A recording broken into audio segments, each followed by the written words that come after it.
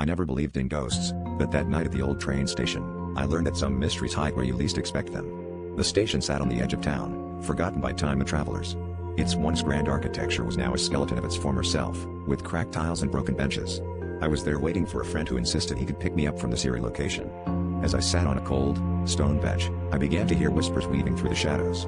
At first, I dismissed them as the wind, but they grew insistent, whispering my name in voices that were both familiar and foreign. The whispers were relentless, and curiosity, or perhaps some foolish bravery, compelled me to explore.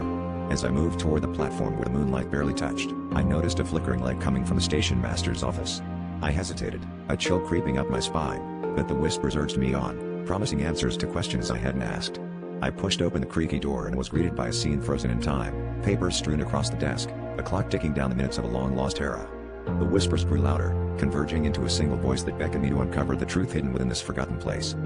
I found an old diary buried under a pile of dusty timetables, its pages yellowed and brittle. As I read, the words unfolded a tragic story of a station master who had lost everything to the railroad's relentless progress, a man who had sworn vengeance on those who had taken his life from him. The whispers now seemed to echo his torment, a cacophony of anger and despair.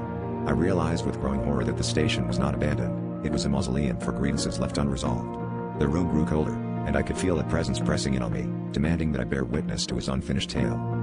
Just as the weight of his sorrow threatened to overwhelm me, headlights from my friend's car pierced the darkness outside. The whispers faded, retreating into the shadows as if satisfied with my discovery.